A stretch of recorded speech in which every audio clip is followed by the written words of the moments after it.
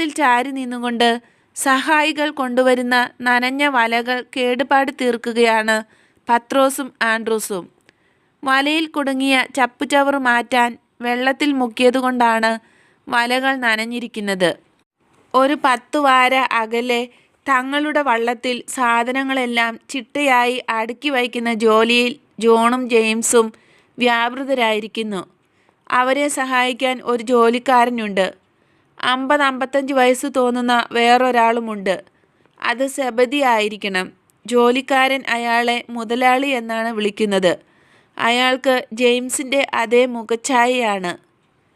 പത്രോസും ആൻഡ്രുവും വള്ളത്തേൽ ചാരി നിന്ന് വലയുടെ ചരടുകൾക്ക് കുടുക്കിടുകയും അവയിൽ പൊങ്ങുതടി പിടിപ്പിക്കുകയുമാണ്. ഇടയ്ക്കിടെ തങ്ങളുടെ പണിയെപ്പറ്റി സംസാരിക്കുന്നുണ്ട്. അവരുടെ സ്വരത്തിൽ നിന്ന് മനസ്സിലാകുന്നത് മീൻ വേണ്ടത്ര കിട്ടിയിട്ടില്ല എന്നാണ്.